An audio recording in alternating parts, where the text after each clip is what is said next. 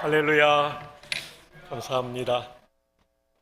이렇게 귀한 교회에 와서 우리 귀한 성도님들과 말씀을 나누게 되어 무척이나 기쁩니다. 오늘 말씀의 제목 한번 따라해 볼까요? 순복과 행복. 우리 사람들이 행복을 위해서 추구하는 것은 대략 다음 세 가지입니다. 첫 번째로는 돈이 많으면 행복하다라고 생각합니다. 살면서 돈이 필요하지만 돈이 행복의 절대 조건일 수는 없습니다. 수년 전에 미국의 보스턴에서 우리나라의 꽤 큰 부자의 따님이 스스로 30대 초반인데 목숨을 끊었습니다. 생과 사의 갈림길에서 부모님이 물려주신 그 많은 돈이 그 여인의 생명을 붙잡아주지 못했습니다. 돈이 행복의 절대 조건일 수 없다는 것을 보여주는 것이죠. 두 번째로 사람들이 행복을 위해서 추구하는 것은 명예입니다. 낮은 자리에 있으면 더 높은 자리에 올라가면 행복할 줄 압니다. 군목을 있을 때 보니까 진급하는 것을 그렇게 좋아하시고 대령분들은 장군으로 진급하는 걸 굉장히 바랍니다. 제가 처음 갔던 부대는 대령이 지휘하는 특공연대였는데 연말에 연대장님께서 우리 장교들과 부사관들을 식사 대접을 하면서 끝에 이제 노래 부르는 시간이 있었는데 이 대령본 앞에서 우리 연대 군의관님이 불러서는 안 될 노래를 불렀습니다. 저 별은 나의 별. 굉장히 많이 혼났습니다.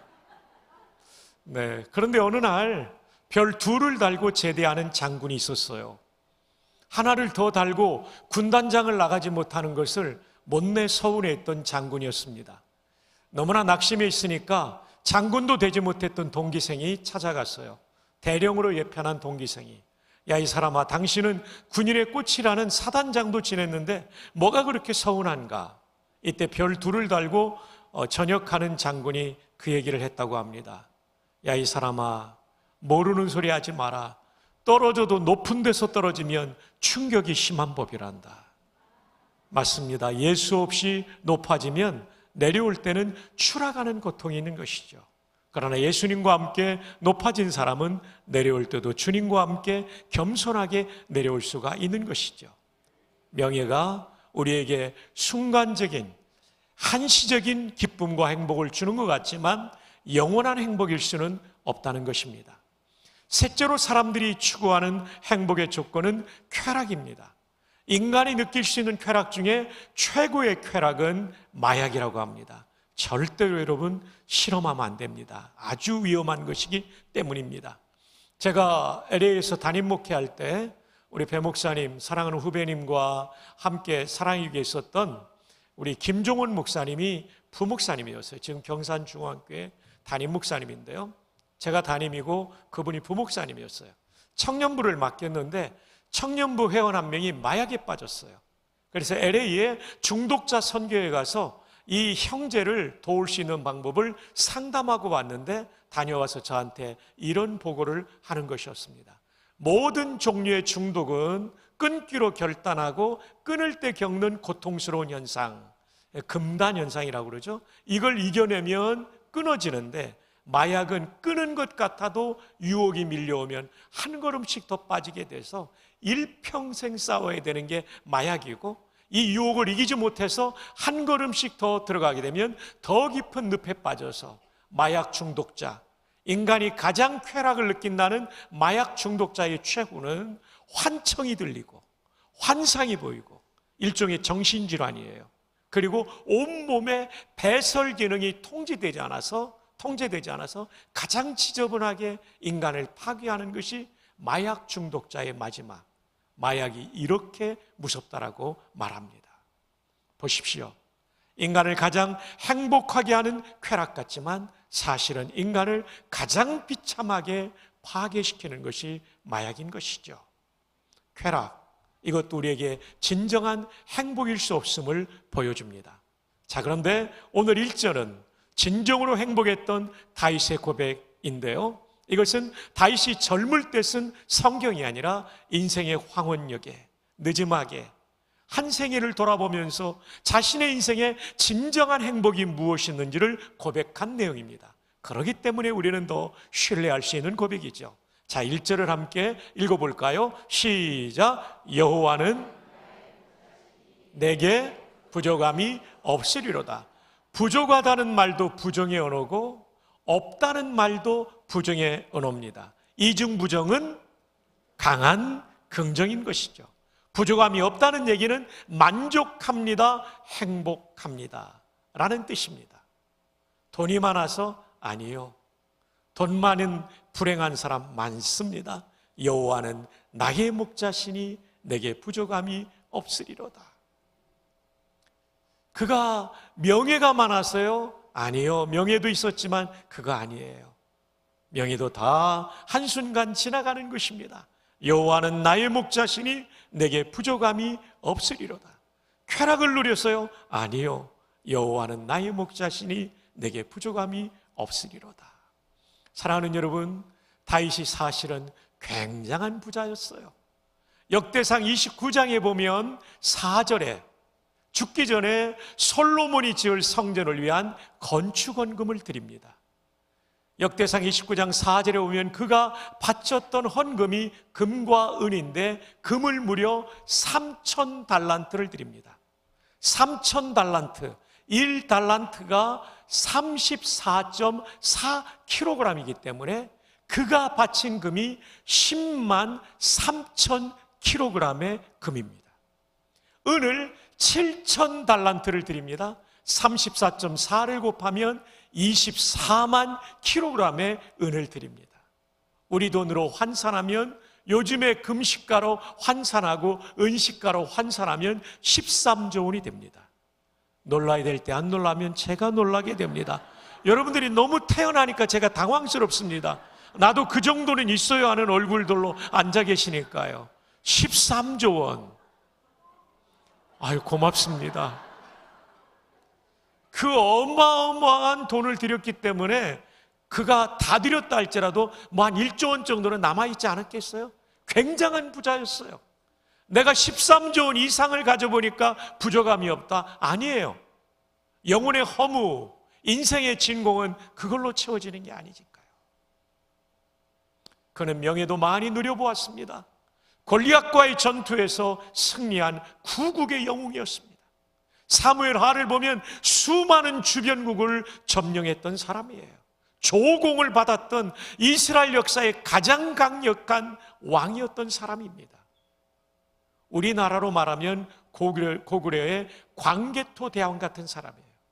솔로몬 때는 성전을 짓고 도와주었던 두로왕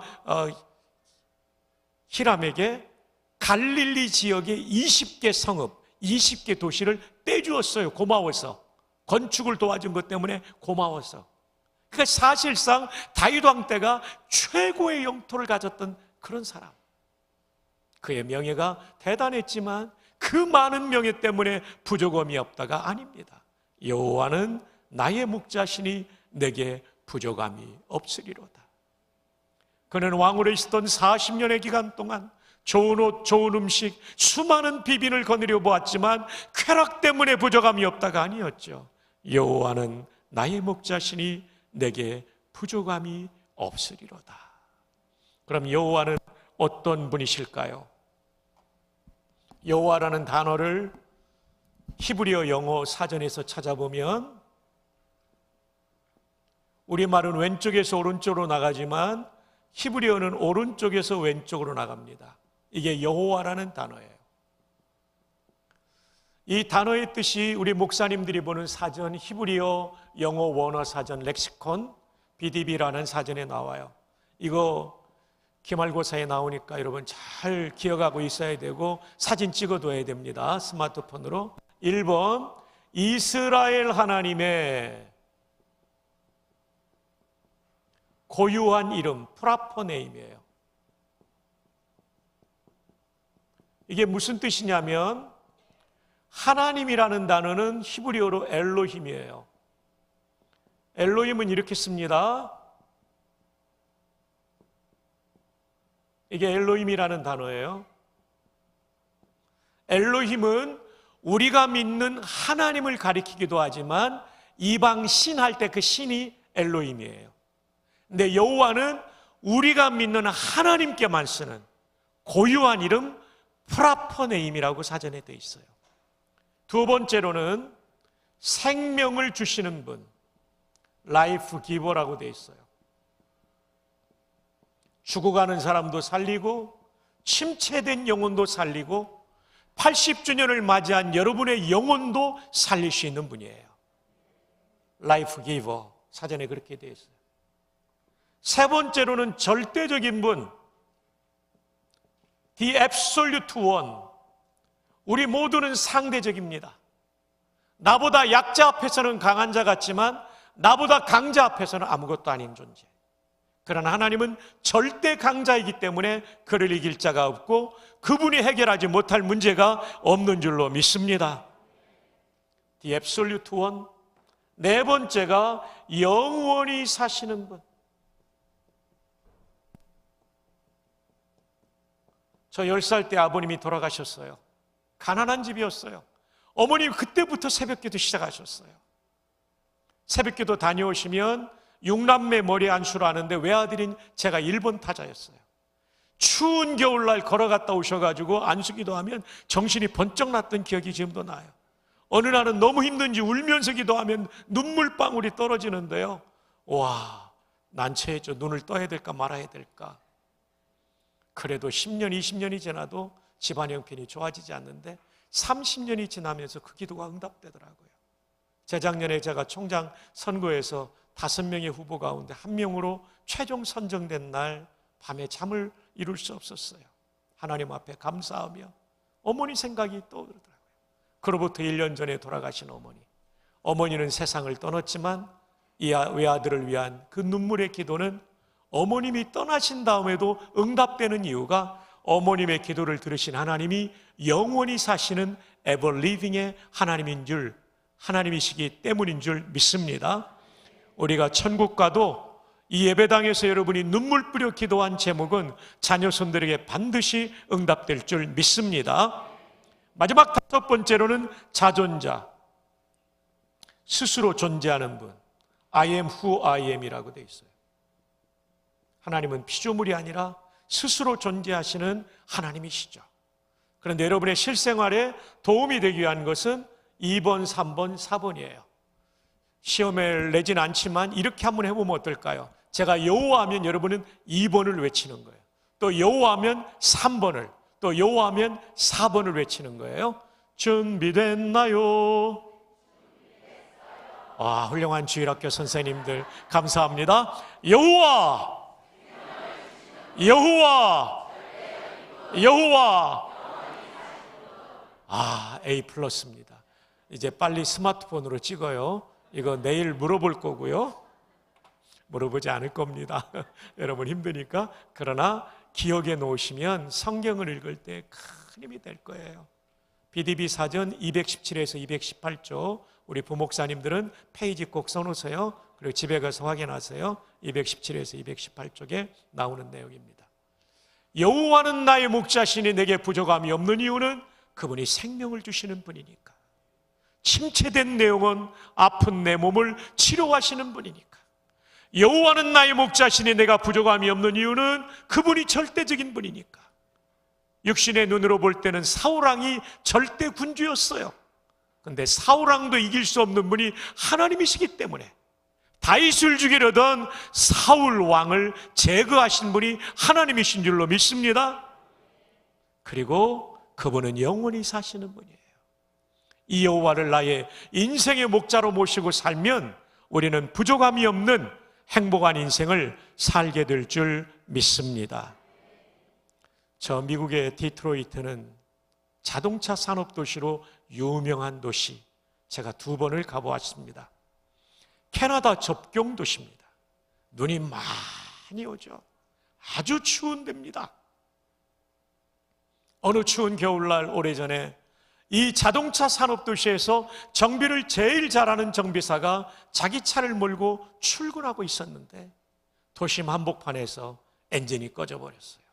후드를 열고 아무리 살펴보아도 원인을 알 수가 없었어요.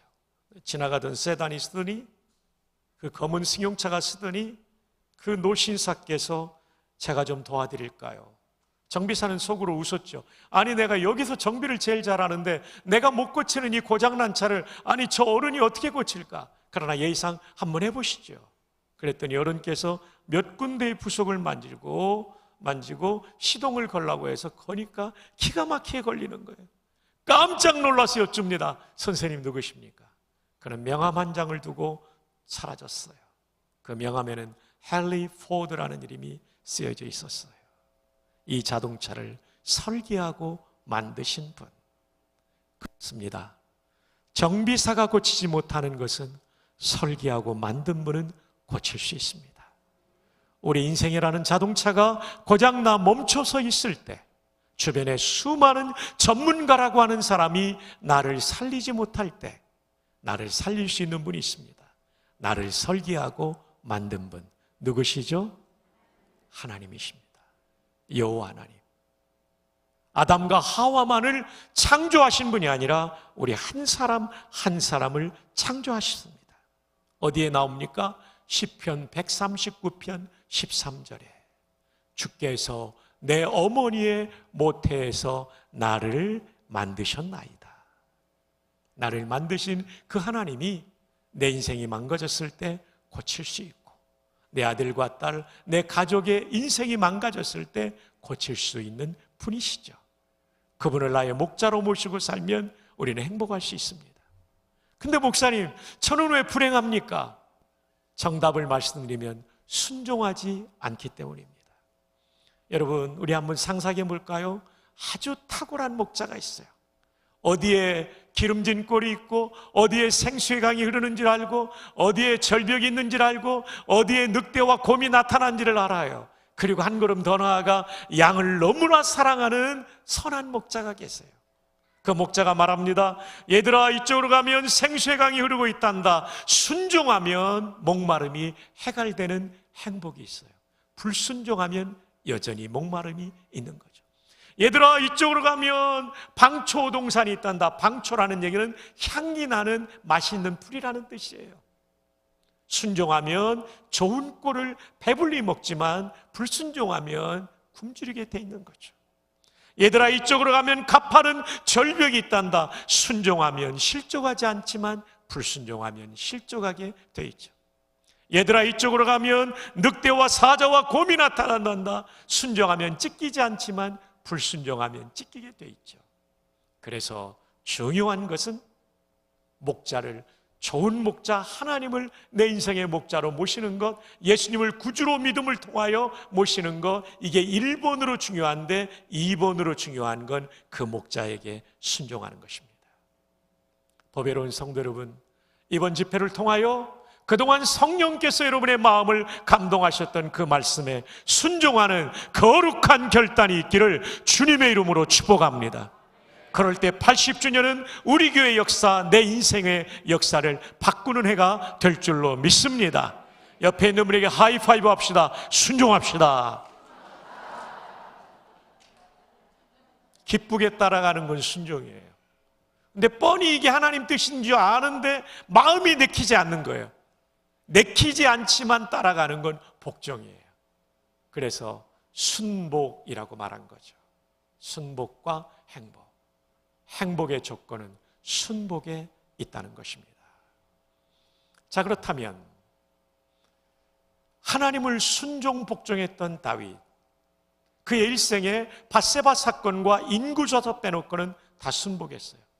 우리는 다윗보다 훨씬 엉망으로 살고 있죠. 그가 누렸던 행복은 어떤 행복일까요? 2절을 함께 보시겠습니다. 다 함께 2절 한번 읽어주세요. 시작.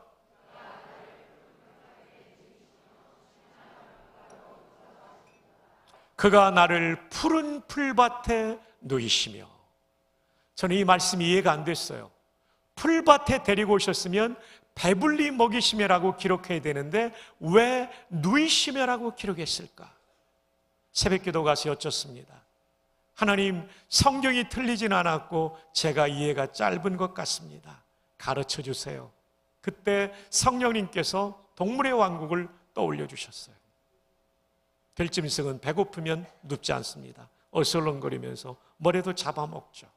뭐라도 뜯어먹죠. 아, 누웠다는 얘기는 배불리 먹고 쉬는 단계구나. 제가 무릎을 탁 쳤어요.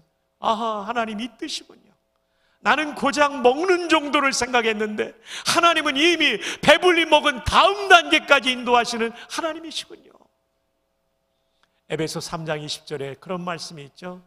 우리 하나님은 우리의 온갖 구하는 것이나 생각하는 것에, 한번 따라해 볼까요? 더 능히 넘치도록 하시는 이. 할렐루야. 왜 할렐루야냐면 내 생각 정도로 인도하는 분이 아니라는 거예요. 내 생각을 뛰어넘는 방법으로 전혀 생각하지 않았던 것을 이루신 하나님, 참 놀라우신 하나님이시죠. 1986년 저는 신학대학원 졸업반이었습니다. 광화문에 있는 내수동교회 대학부를 지도하고 있었는데 그 교회 한 자매가 저를 놓고 기도했어요. 하나님, 박성규 전도사를 남편으로 주시면 구원받은 이후에 최고의 은혜로 여기겠나이다.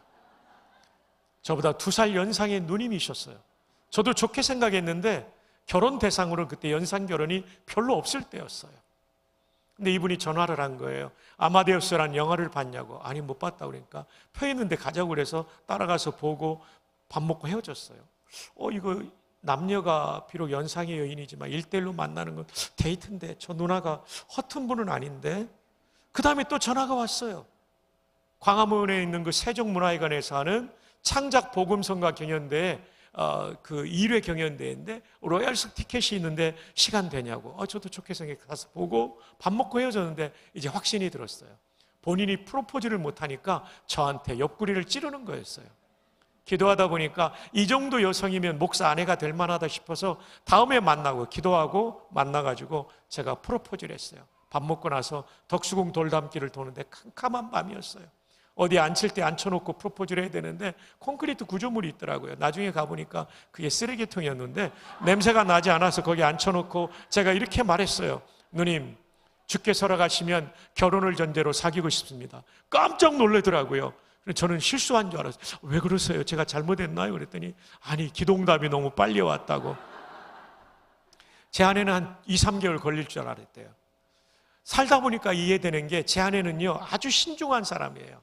뭐 하나 결정하려면 돌다리를 10번을 두드리고요. 저는 상륙 돌격형이에요. 맞다 싶으면 직진하는 사람이다 보니까 저는 빠를 수밖에 없고 제 아내는 당황할 수밖에 없었던 거죠. 그러나 저희들은 행복하게 데이트를 시작했어요. 몇 달이 지나고 나니까 확신이 되었고 8월 1일 날 4월에부터 교제가 시작됐고 8월 1일에 양가 부모님이 만났어요. 고흥농고 교사이셨던 장인 장모님 올라오시고 저희 호르모님이 대전에서 올라오시고 서울에서 함께 만났습니다. 다 좋아하셨고 장인어른께서 자네는 언제 결혼하고 싶은가? 예, 저는 군선교 헌신했기 때문에 국군의 날 10월 1일 날 하겠습니다. 아, 그래, 그럼 하자고. 그리고 이제 헤어졌어요. 어머님을 이제 배웅하려고 서울역에서 이제 배웅하려고 하니까 야, 우리 너 지금 돈이 없는데 너 신대원 마지막 학기 등록금도 없는데 어떻게 할 거냐고 그러더라고요. 어머니 걱정하지 마세요. 제가 기도해서 응답받아서 할 테니까 어머님 당일날 오시면 준비 다 돼 있을 것입니다. 그러니까 어머님이 그래 기도하자. 그리고 내려가셨어요. 어머님 내려가신 다음에 아내와 함께 앉아가지고 견적을 뽑았어요. 집은 제가 구할 능력이 없으니까 가난하니까. 그때 저처럼 가난한 사람을 프로레타리아라고 부르지 않고 프로박테리아라고 부를 정도로 가난했어요. 정말 제가 가난했어요. 등록금을 제때 낸 적이 없어요. 제가 총장이 됐다는 게 기적이에요. 하여튼 그렇습니다. 다 줄였죠. 뭐 하객들 식사 대접할 돈이 안 되는 거예요. 그래서 세문안교 옆에 있는 가나안 제가 모찌 4개인가 넣어서 드리는 게 답례품이었어요. 정말 가난했어요. 제가 다 줄이고 그 당시 이제 처음으로 막 제주도 신혼여행 갈 때 저희는 제주도는 못 갔어요. 그래도 하와이는 갔어요. 북옥 하와이를 갔다는 것입니다. 그래서 첫날 여수 관광호텔에서 자고 둘째 날 돈이 부족해서 처형집 여천공단에 주공아파트 가서 자고 신혼부부가 처형집에서 잔 거예요. 그리고 셋째 날은 그 한류수도 백길 따라와서 통영에서 올라와서 창녕에 있는 북어가에서 자고 올라오는 코스였어요. 다 빼고 신랑이 준비할 돈이 150만 원이었어요. 와, 이거 놓고 기도하는 거죠. 60일 전이었어요. 8월 1일부터 10월 1일까지. 와, 받아놓은 날이 얼마나 빨리 가는지. 30일 금방 지나가 버렸는데 돈은 한 푼도 없는 거예요. 그날 제 아내가 드레스 예약비를 신랑에 내야 된다는 돈이 없는 거예요. 하나님 제발 좀 살려주세요. 전도사가 부도수표 낼 수는 없고 이거 꼭 좀 도와주셔야 됩니다. 이거 도와주시면 평생 은혜를 잊지 않겠습니다. 그날 오후에 한 분이 찾아왔어요. 봉투를 주면서 결혼에 보태라고 그러더라고요. 축복 기도하고 떠난 다음에 열어보니까 광화문 상업은행 지점 수표 10만 원권이 20장이 있는 거예요. 이야, 저는 150을 구했는데 200을 주신 거예요. 순간 후에는 250 구했으면 300 받는 건데, 야 이놈아, 그건 욕심이다. 하나님이 바로 깨우쳐 주셨어요. 진짜 푸른 풀밭에서 먹는 게 아니라 그 다음 단계까지요. 왜 50을 더 줬는가 생각해 보니까 마지막 등록금이 50만 원이었어요. 신대원. 저는 군목으로 가가지고 그거 갚으려고 했는데요, 그것까지 해결해 주신 거예요, 한 번에. 야, 우리 하나님은 우리의 온갖 구하는 것이나 생각하는 것에 더 능히 넘치도록 하시는 하나님이신 줄로 믿습니다. 먹는 정도가 아니라 눕는 단계까지, 필요만 채우는 것이 아니라 안식의 단계까지. 그러니까 여호와는 나의 목자시니 내게 부족함이 없으리로다. 여러분의 인생의 각종 결핍이 이 목자께 기도하는 가운데 목자이신 하나님이 채워주시는 응답받기를 주님의 이름으로 축복합니다. 자, 이제 왜 행복했는지 3절을 함께 읽어보십시다. 다 함께 읽어요. 시작. 내 영혼을.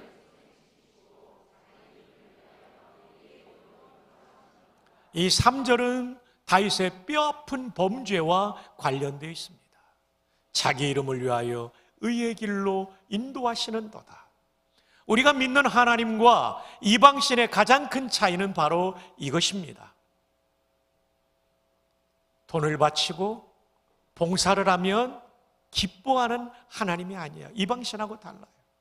우리 존재가 하나님을 닮아갈 때 기뻐하십니다. 자기 이름을 위하여 의의 길, 의의 반대는 불의요, 불의는 곧 죄입니다. 죄 짓는 자리를 떠나기를 원하시는 하나님, 이것이 우리 하나님이시죠. 다윗은 이 3절을 밧세바 사건을 떠올리며 썼을 것입니다. 그의 불의한 범죄죠. 암몬과의 전쟁이 벌어져 목숨 걸고 싸우고 있는 장군 우리야, 목욕하는 그의 아내를 보고 유혹을 받고 그래서는 안 되는 하나님의 사람이 그 죄를 저질러 버리죠. 아이를 가졌다는 소식을 듣고 이 죄를 덮어버리려고, 이게 문제예요. 죄가 드러나면 바로 회개하면 더 큰 범죄를 저지르지 않는데 은폐하려고 하다 보니까 계략을 짜냅니다. 전쟁터에 나가 있는 장군을 불러들여요. 근데 우리야 장군이 얼마나 충성스러운지, 내 주의 장병이 목숨 걸고 싸우는 전쟁터에 나가 있는데 내가 어찌 한가로이 내 아내를 품고 잘 수 있으리까? 그는 왕궁의 군영에서 하룻밤을 지냅니다. 참고로 여러분, 질문이 있습니다. 우리야 장군의 집은 다윗 왕궁으로부터 얼마나 떨어져 있을까요? 선택 지문은 2가지입니다. 1번, 상당히 멀리 떨어져 있었다.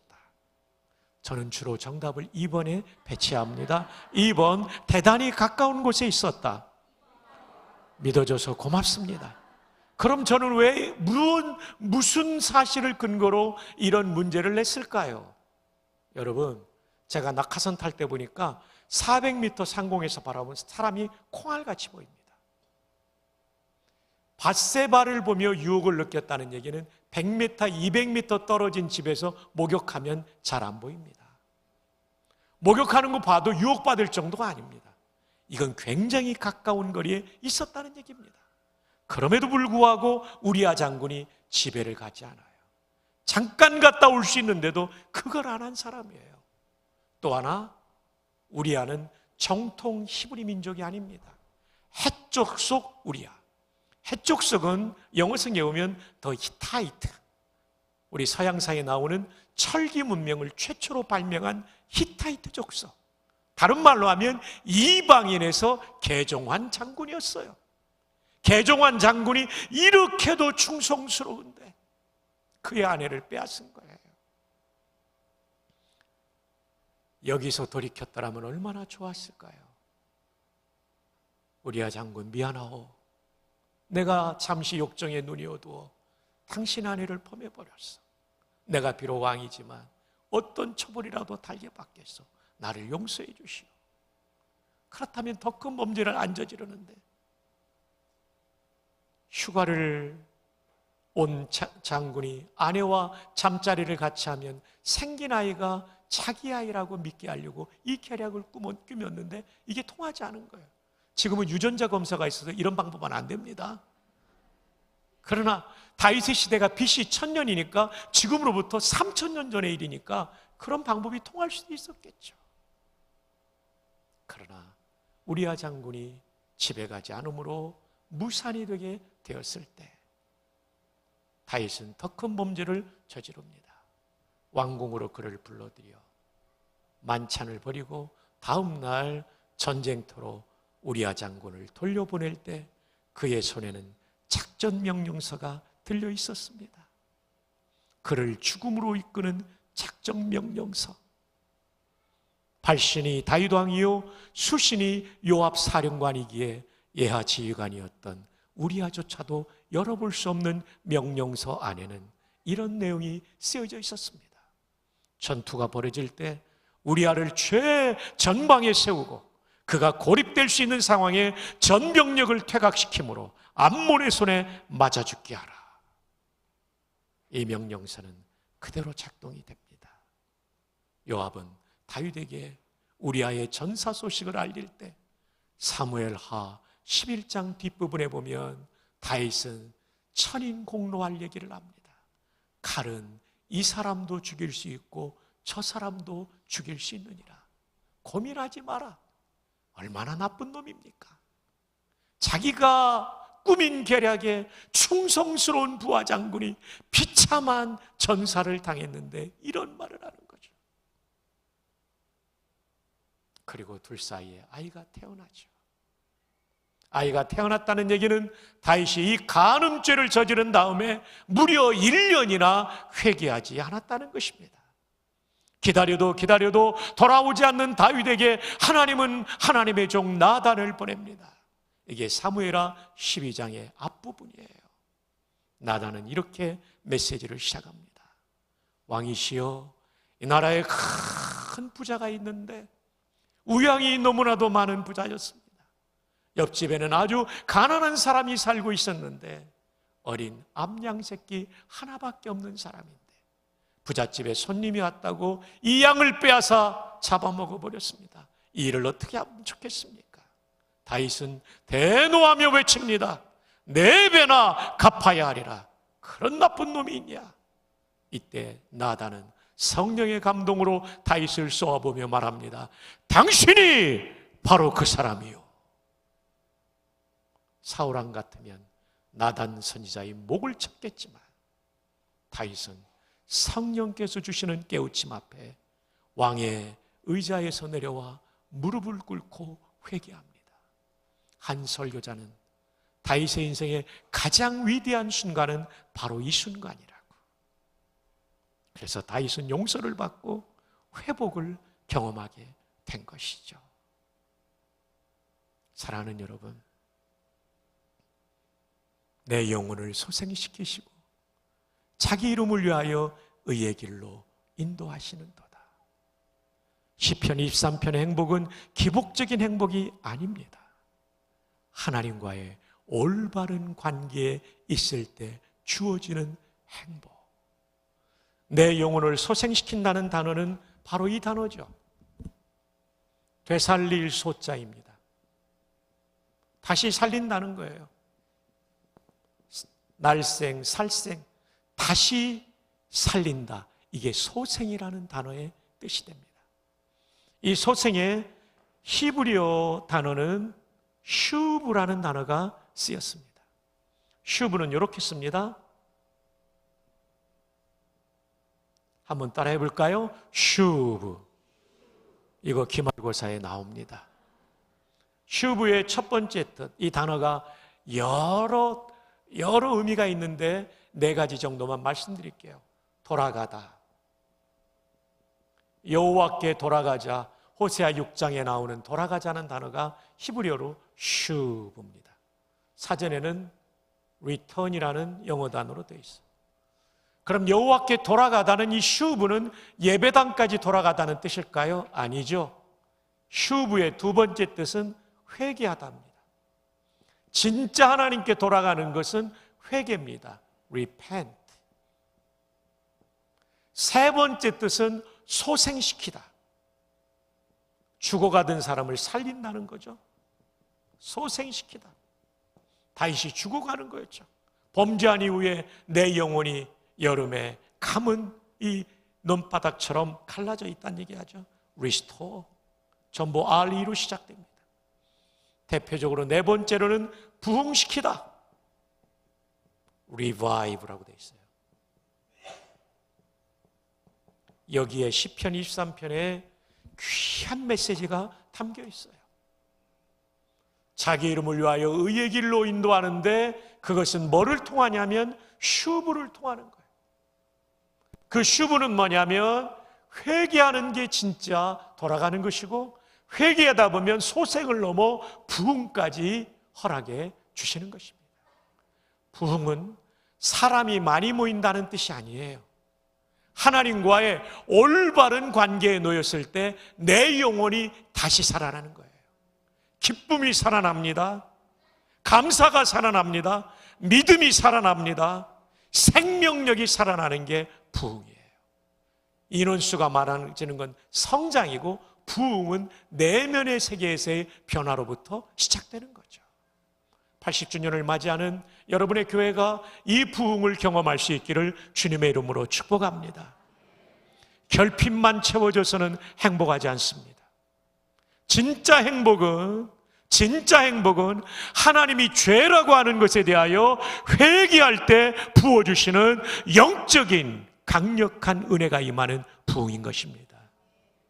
이번 집회기간 동안에 성령께서 여러분의 마음을 놓고 하실 거예요. 깨우치실 거예요. 다윗을 찾아갔던 하나님께서 여러분 한 분 한 분의 마음을 깨우치실 거예요. 하나님께서 깨우치실 때 외면하지 마시고 그 깨우침에 따라 하나님께 나아가 회개하면 여러분의 인생의 진정한 부흥, 여호와는 나의 목자시니 내가 부족함이 없으리로다 하는 이 부흥을 경험할 수 있기를 주님의 이름으로 축복합니다. 자, 이제 4절로 가겠습니다. 4절 다 함께 읽어요. 시작.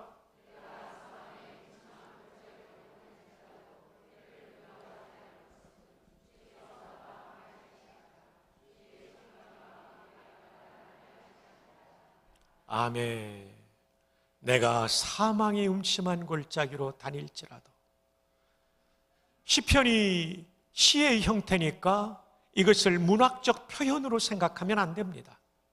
실제로 그는 인생의 죽을 고비를 많이 넘겼죠. 아시는 대로 골리앗과의 전투, 첫 전투, 18살의 소년병이 백전노장인 거인과의 맞짱을 뜨는 전투예요. 사망이 임침한 골짜기죠. 승리하고 돌아오니까 사울 왕이 질투심을 발동시켜서 이 사람을 죽이려고 단창을 2번이나 던집니다. 유효 사거리, 맞으면 죽을 수 있는 사거리 안에서. 도망가니까 일개 연대병력 3,000명을 2번이나 풀어서 수색 및 탐색 작전을 벌입니다. 와, 진짜 힘든 순간이죠. 사망의 음침한 골짜기. 그래서 시편에서 죽음과 나 사이에는 한 걸음뿐이니이다. 한 걸음만 더 나가면 사선을 넘어 죽는 거예요.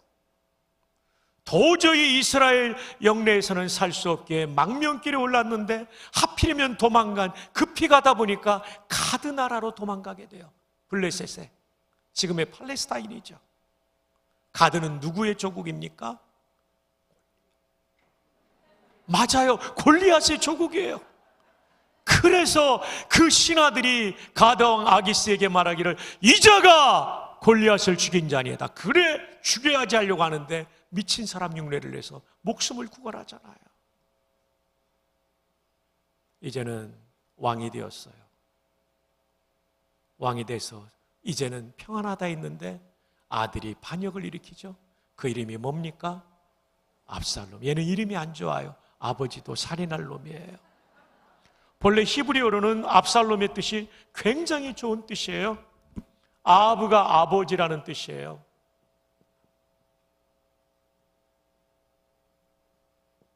샬롬이에요. 평화예요. 샬롬부터 해석해서 뒤로 가니까 평화의 아버지가 압샬롬이에요. 내 평화를 깨뜨린 인간이 되었죠. 그리고 아버지의 목을 향하여 칼을 쳐들고 한밤중에 쳐들어오는 이런 잔인무도한, 이런 배은망덕한, 죽을 자리에 있던 그를 살려줬잖아요. 형 암논을 준 죄 때문에 죽여야 되는데 살려줬잖아요. 근데 아버지의 목에 칼을 겨누고 달려들 때 한밤중에 화들짝 놀라 일어나 맨발로 기드론 시내를 지나 감람산을 넘어 울며 피난길에 올라야 했던 다윗, 비운의 아버지, 사망의 음침한 골짜기를 걸어갔던 아버지, 인생의 황혼역에는 아두니아 왕자의 반역도 있지 않았습니까? 그 외에도 25세 수많은 정변을 겪죠. 그는 사망의 음침한 골짜기를 걸었던 사람이에요. 이 자리에도 힘들고 어려운 인생의 상황에 처한 믿음의 가족들이 있을 거예요. 여러분 용기 내세요. 여러분이 아무리 힘들어도 다윗만큼은 아닐 겁니다. 여러분 가운데 장인이 죽이려고 창 던지고 3,000명 병력을 푼 사람이 있습니까? 없잖아요. 아들이 칼 들고 쫓는 사람이 있습니까? 없잖아요. 망명지 갔던 사람이 있습니까? 없잖아요. 자, 그런데 내가 사망의 음침한 골짜기로 다닐지라도 해를 두려워하지 않을 것은 주께서 너와 함께 하심이라. 어려운 상황이 되면 사람은 다 떠납니다. 근데 이 여호와 하나님은 떠나지 않아요. 왜냐하면 그분께 우리가 소중한 존재입니다. 수년 전에 세상을 떠난 분자화학의 유명한 학자인 하럴드 모로위치라는 예일대 교수가 인간처럼 말하고 예술하고 인간처럼 과학을 하고 인간처럼 운동을 할 수 있는 존재를 만들려면 얼마가 될까? RNA, DNA, 단백질, 다 탄수화물 이거 다 사가지고 이 화학물질을 사서 우리처럼 할 수 있는 존재를 만들려면 얼마가 될까? 6,000조 달러, 700경. 역시 여러분은 안 놀라시네요. 억조경입니다. 700경이 든대요. 여러분 한 분 한 분 만들려면. 정말 그렇잖아요. 김연아 선수가 밴쿠버 올림픽에서 그 음악에 맞춰서 그 얇은 스케이트 날 위에 서서 막 점프도 하고 회전도 하고 다리를 쫙 들고 가기도 하고, 이거 로봇가 어떻게 하겠어요? 대단한 거죠. 이 자그마한 스마트폰 안에 카메라, 녹음기, 사전, 우리 목사님들은 헬라 히브리어 성경도 그걸로 다 보잖아요. 라틴어 성경도, 영어 성경도 다 그걸로 봐요. 컴퓨터가 다 들어가 있잖아요. 우와, 정말 우리 같은 존재를 만들려면 6,000조 달러 700경이 듭니다. 한번 따라 합시다. 나는 이래봬도 700경짜리입니다. 옆에 분에게 하이파이브 합시다. 그대도 700경짜리입니다. 여러분의 집이 좀 불편해도 여러분이 더 비싸니까 기죽지 마시기 바랍니다. 여러분의 승용차가 연식이 오래됐어도 가끔 가다 서도 그것 때문에 기죽지 마세요. 여러분이 집보다 차보다 비쌉니다. 근데 하나님은 우리의 가치를 700경 정도로 보지 않습니다. 더 비싸게 봅니다. 창세기 1장에 보면 우주 만물을 만드실 때 맨 마지막에 만든 존재가 사람입니다. 제가 또 기도했어요. 만물의 영장이면 일본으로 만들어야죠 그랬더니 그 순간 깨우쳐 주시더라고요. 너 육지가 언제 드러났지? 3일차입니다. 그전은 어떤 상태였지? 큰 바닷물로 지구가 덮여 있었죠. 먹을 거 있었니? 없었어요. 그러네요 하나님. 첫째 날 우리를 만들었으면 3일 동안 금식하며 헤엄치며 살아야 된대요. 구명보트도 없고 진짜 고생했을 거예요. 마지막 날쯤 되면 3일차의 육지 그리고 먹을 거 다 만들어 놓은 다음에 우리를 만드신 거예요. 그 중에 더 늦게 만들어진 존재는 여성이니 여성은 하나님의 최신 작품이라고 하겠습니다. 그래서 하나님의 창조의 동역자로 저도 여성이 나왔고 우리 모두가 여성이 그 수고해서 하나님의 창조의 동역자로 낳으신 거죠. 그래서 우리가 여성을 워먼이라고 하는데요, 이 맨이라는 말이 남자라는 뜻이지만 사람이라는 뜻이 있잖아요. 이 WO가 아기집을 가리킨대요. um을 가진 사람, 아기집을 가진 사람. 참 여성은 대단한 분들이죠. 그래서 하나님이 여성들을 얼마나 사랑하시는지 재료도 다른 걸 썼어요. 남자는 흙을 빚었고 여자는 뼈로 만들었어요. 그릇으로 말하면 남자는 질그릇이고 여자는 본 차이나이신 것입니다. 본 차이나. 그래서 여러분, 이 정도 높이에서 질그릇 떨어뜨리면 투박하고 강해 보여도 퍽 하고 깨져버려요. 산산조각 납니다. 본 차이는 떨어지면 쨍그렁했는데 안 깨지는 거예요. 그래서 여성이 남성보다 무려 평균 8년을 더 사는 거죠. 그래서 지혜로운 남자는 연상의 여인과, 죄송합니다. 자, 우리 옆에 있는 분을 축복합시다. 특별히 여성들을 축복합시다. 그대는 본 차이나입니다. 와, 여기는 완전 그룹으로 앉아 계신 본 차이나 단지가 여기 앉아 계십니다. 근데 오래된 자기는 더 비싸요. 앤틱이죠, 앤틱. 이 시간 흰머리 소녀들에게 우리 축복합시다. 그대는 앤틱입니다. 염색하신 분들을 포함해서. 참 저는 이 어머님 세대는 너무 귀해요. 저 같은 목사들이, 이 어른들이 마련해 주신 음식을 먹고 간식을 먹고 성경학교 때 수련회 때 은혜 받고 하나님 만나고 목사도 되고 그런 거예요. 이 시간 흰머리 소녀들에게 한없는 감사의 박수를 보냅시다. 박수합시다. 와우. 여러분의 교회도 이 흰머리 소녀들의 눈물과 땀이 다 있어요. 뿐만 아니라 흰머리 소년들, 와, 이 어른들 우리나라 지키려고 목숨 바쳤던 분들이고 월남전과 중동의 이 산업의 전선에서 대한민국을 잘 살게 하려고 애써주신 흰머리 소년들, 그분들 중에는 머리카락이 많이 빠진 분도 계십니다. 우리 그분들 박수로 한번 격려합시다. 솔직히 제가 자라나던 60년대 대한민국이 이렇게 잘 살 줄은 몰랐어요. 하나님 은혜고 여기 계신 어르신 세대, 이분들의 수고와 땀이 있었다는 것을 우리는 잊지 말아야 되는 거죠. 자, 여러분, 하나님께서 우리를 이렇게 우수하게 만드셨어요. 한 걸음 더 나아가 하나님과 소통할 수 있는 존재인 영적인 존재, 하나님의 형상을 부어서 하나님 닮은 존재로 만들어주신 거죠. 근데 사탄의 유혹을 받아 그만 하나님 자리까지 차지하려고 하는 반역을 저지르고 인간은 죽는 존재가 되어버렸죠. 근데 하나님이 살 길을 열어주시죠. 가죽옷을 입혀 살려주시죠. 가죽옷이 만들어지기 위해서는 죄 없는 짐승이 죽음으로 인간의 죄를 가린 것이죠. 이것이 레위기의 속죄제사로 이어집니다. 저기 흰색 후드티 입고 음료수 마셨던 형제, 저를 도와주시기 위해서 잠깐 나와주세요. 제가 구약의 죄인인데 제가 이 형제를 뽑은 이유는 말씀을 너무나 잘 들어요. 제가 구약의 죄인인데 하나님의 심판으로 직사할 수도 있는데 용서받기 위해서는 이렇게 잘생긴 양 한 마리를 끌고 가야 되는 겁니다. 제가 이분을 주목한 이유는 뭐냐면, 우리 한 칸 내려갑시다, 안전하게. 주목한 이유는 뭐냐면 일단 의상이 받쳐줘요. 흰색이기 때문에 양털 색깔하고 같아요. 그리고 얼마나 멋지게 생겼는지 몰라요. 와, 머리카락도 약간 곱슬기가 있어서 양하고 비슷합니다. 이렇게 양처럼 한번 해주실래요? 제사장 앞에 죄인이 양을 데리고 가서 1번으로 하는 게 안수기도입니다. 따라합시다. 안수기도.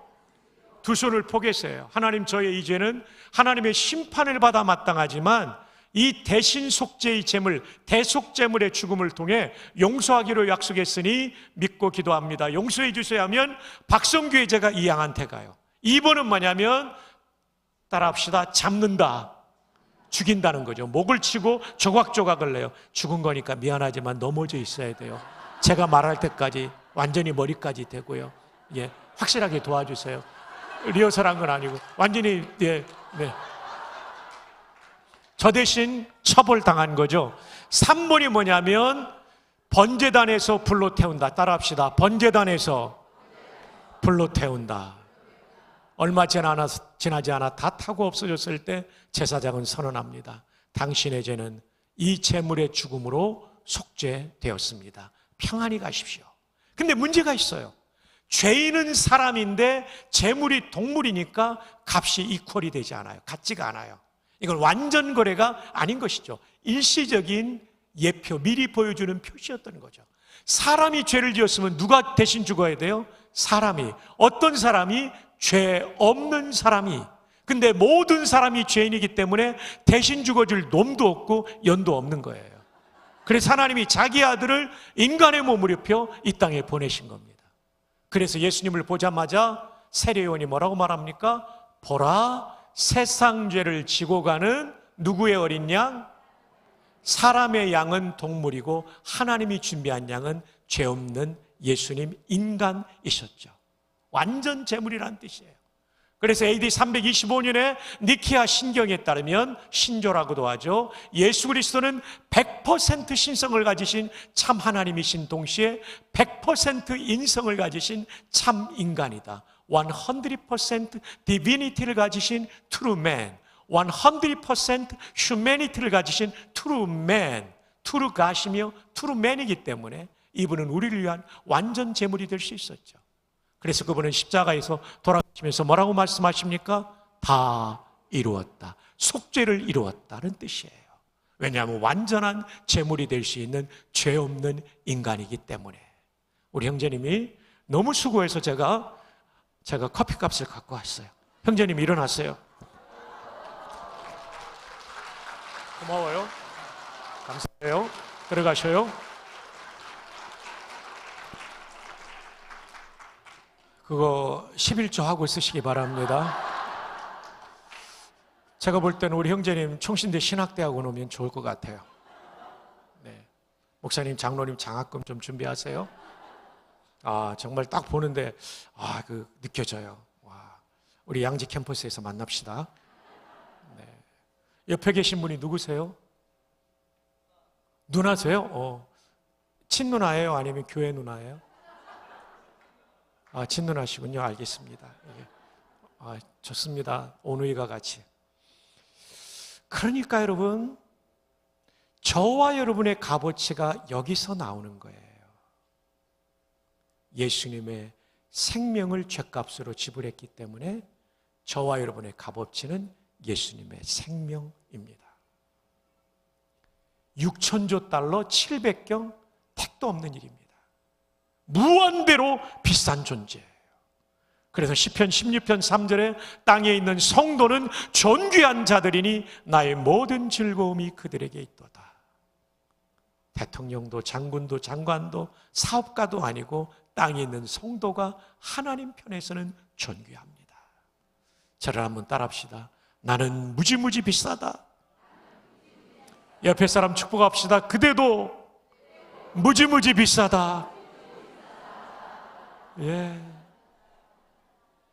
그리고 한 번 더 합시다. 나는 굉장히 존귀합니다. 그대도 존귀합니다. 세상은 여러분의 집 사이즈로 자동차 배기량으로 평가할지 모르지만 하나님은 그 아들 예수님의 핏값으로 여러분을 평가합니다. 여러분의 외모를 가지고 여러분의 학위를 가지고 평가할지 모르지만 하나님은 절대 그러지 않아요. 예수 그리스도의 핏값으로 여러분을 평가합니다. 그래서 우리가 아무리 사망의 음침한 골짜기로 다닐지라도 두려워하지 않을 것은 그 아들의 생명값이 우리한테 새겨져 있기 때문에 끝까지 추적하고 끝까지 붙잡아주고 마침내 승리하게 하시는 줄로 믿습니다. 옆에 있는 분을 이렇게 축복합시다. 너무나 존귀하기 때문에 하나님이 책임져 주십니다. 함부로 죽지 마. 정말 그렇습니다. 함부로 죽으면 안 돼요. 예민 목회할 때 안수 집사님 한 분이 파산이 되니까 견딜 수 없어 하더라고요. 목사님, 신방 갔을 때 목사님, 안수 집사인데 자살할 수는 없고 하나님이 데려갔으면 좋겠어요. 얼마나 마음이 아프든지요. 집사님, 믿음은 견디는 거예요. 하나님이 집사님 잡고 있고 좀 더 견뎌보세요. 그거 믿고 견디세요. 세월이 수년 지난 후에 회복이 되더라고요. 그분이 고백하기를, 목사님, 그때 견딘 게 오늘의 제가 있게 된 것 같아요. 오늘 이 자리에도 정말 힘든 성도님들 계실 수 있어요. 요즘 경기가 얼마나 어렵습니까? 그래도 여러분, 믿음은 견디는 거예요. 저도 힘든 순간 많았어요. 견디다 보니까 그 고비를 넘겨 여기까지 오게 되더라고요. 생각지 못했던 위치에 와 있더라고요. 믿음은 견디는 거예요. 왜냐하면 하나님이 나를 존귀하게 여기니까. 목사님, 무슨 존귀하게 여겨? 내 상황 알면 목사님 그런 말 못해요. 예, 압니다. 그래도 존귀합니다. 이게 다 과정인 것이죠. 네. 그래서 인생을 근시안 쪽으로 보면 안 되고 멀리 봐야 돼요. 저희 어머니 그렇게 기도해도 20 몇 년 동안은 별로 표가 안 나더라고요. 한 30년 지나니까 자동문 멀리서 째려봐도 안 열리지만 계속 걸어가서 일부 앞에 서면 열리는 것처럼 열릴 때가 있어요. 사망의 음침한 골짜기를 걸어가시는 귀하신 성도 여러분, 고통스럽지만 믿음으로 한 걸음씩 그분과 동행하시다 보면 마침내 여러분은 그 사망의 음침한 골짜기를 승리의 골짜기, 찬송의 골짜기로 바꾸시게 될, 아니 하나님이 바꾸어 주실 그날을 경험하게 될 줄 믿습니다. 그때 꼭 기억할 것은 나는 존귀한 존재구나. 하나님이 그 아들의 피로 나를 구원하셨구나. 하나님이 책임져 주실 거야. 이 믿음을 우리가 꼭 가질 때 여호와는 나의 목자시니 내게 부족함이 없으리로다를 경험하게 될 줄 믿습니다. 자, 이제 5절의 말씀을 함께 읽습니다. 시작.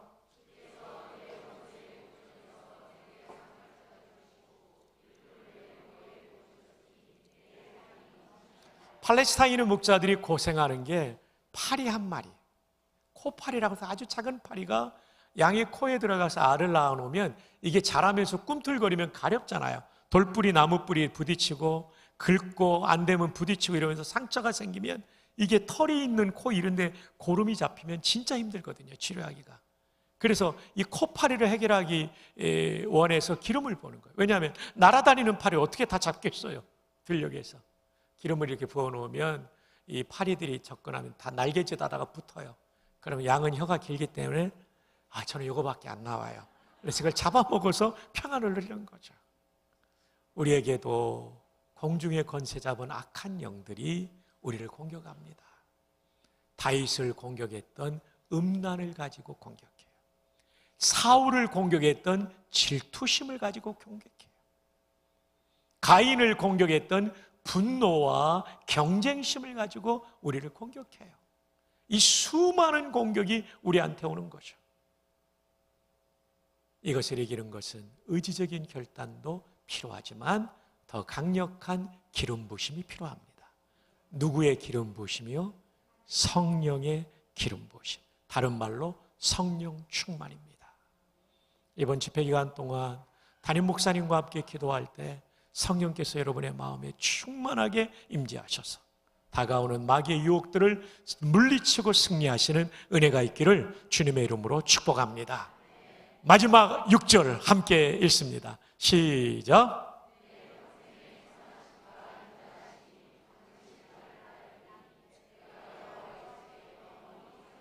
아멘. 내가 여호와의 집에 영원히 살리로다. 1절이 서론이라면 2절로부터 5절까지 그분을 목자로 모시고 산 사람의 행복입니다. 이제 마지막 남아있는 것은 인생의 존재론적 과제는 죽음의 과제입니다. 다윗은 이 죽음의 과제를 극복한 거예요. 여호와의 집에 영원히 살 수 있다는 것은 지상의 성전이 아니라 하늘 성전을 가리키는 거죠. 그는 인생의 황혼역에 흔들림이 없는 구원의 확신을 가지고 노래하고 있는 것이죠. 천국에 대한 확신이 있는 거예요. 진정한 행복은 구원의 확신이 있어야 됩니다. 내일도 말씀드리겠지만 로이드 존스 목사님은 그의 로마서 강의 8장 3절로 4절 부분을 해석하면서 예수님을 구주로 믿는다면 구원의 확신이 없어도 구원을 받지만 구원의 확신이 있을 때 기쁘고 행복하게 신앙생활 할 수 있다. 구원에 대한 확신, 천국 가는 확신이 이 다윗에게 있었던 거죠. 요즘은 교회에서 천국에 대한 얘기를 많이 하지 않으니까 김밥찌개에서 천국이라는 이름을 가져갔어요. 찾아와야 됩니다. 천국을 상실하면 교회는 세속화됩니다. 이 땅이 전부라고 생각하기 때문이죠. 천국을 잊지 마십시오. 우리가 경험하는 마지막 날 전할 하나님 나라 천국도 있지만 우리가 죽어서 갈 천국이 마지막 날 종합적으로 설명드리는데 분명히 있다는 것이죠. 인생은 3번의 생애를 삽니다. 엄마 뱃속 지상생애, 영원한 생애. 엄마 뱃속에서 나올 때 불안해하죠. 따뜻하고 포근한 품을 떠나 어디로 갈까? 그러나 정상적으로 태어나면 더 밝고 찬란한 2번째 생애가 기다리고 있죠. 그러나 유산되면 이 생애를 살지 못하죠. 2번째 생애도 준비하는 생애입니다. 예수님을 구주로 믿어 하나님의 자녀가 된 사람은 3번째 생애는 더 밝고 찬란한 영광스러운 천국에서 눈을 뜰 줄 믿습니다.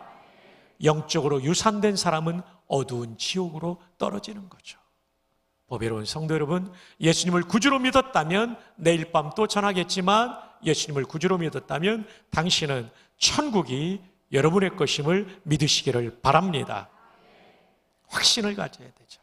내일 밤 이 확신을 더 깊이 다룰 거예요. 내일 밤에는 자녀들과 우리 믿음의 식구들을 다 데리고 오시고 불신자도 데리고 오시면 구원에 대한 말씀을 잘 정리해 드리도록, 그리고 믿고 결단하도록 도와드릴 것입니다. 어느 교회 할머니 권사님이 성경을 읽는데 문장으로 읽지 않고 이름만 밑줄 치며 건너뛰더래요. 담임 목사님이, 권사님 성경 그렇게 읽으면 안 되시죠? 왜 그렇게 읽으세요? 아이 목사님, 나 좀 있으면 천국 갈 텐데 천국 가서 이분들하고 통성명의로 하려면 이름이라도 외우고 가야 되잖아요. 아유, 얼마나 이 천국에 대한 소망이 많으신 권사님이세요. 이렇게 우리가 천국을 소망하기를 바랍니다. 이게 시편 23편의 행복입니다. 말씀을 정리합니다. 오늘 말씀의 제목은 순복과 행복입니다. 진짜 행복은 순종, 복종하는 것입니다. 순종이 제사보다 낫다, 신앙의 본질입니다. 어떻게 행복하는가? 푸른 풀밭에서 먹는 스케일 정도가 아니라 그 스케일을 뛰어넘는, 넘는 단계까지 인도하시는 것. 이것을 기억하며 기도하십시오. 어떻게 인도하시는가? 죄 지었을 때 그냥 두지 않고 말씀으로 깨우쳐서 슈브, 회개케 하시는 거죠. 그래서 마침내 영혼이 부흥되는 거죠. 그리고 사망의 음침한 골짜기에서도 생명을 주시고 절대적인 분이 지켜주시니까 행복할 수밖에 없는 거죠. 여러분을 정말 소중하게 여기시는 여호와 하나님이 여러분의 인생의 고난을 반드시 이기게 하실 줄로 믿습니다. 다섯 번째가 아니라 4번째죠. 5절에 1절은 서론이니까요. 인생의 진짜 행복은 영혼의 평안이에요. 마귀의 유혹을 이긴 성령의 기름 부음이 있어야 돼요. 오늘부터 담임 목사님께서 인도하시는 기도회 때 간절히 성령의 충만함, 기름 부으심을 간구하십시오. 여러분 마음속에 새 마음을 주실 거예요. 마지막 구원의 확신을 가질 때 인생은 전제론적으로 행복한 것입니다. 이 놀라운 종합적인 시편 23편의 행복이 여러분의 것이 되기를 축복합니다. 어떨 때요? 순종, 복종할 때 그것을 결단하기를 바랍니다. 기도하겠습니다.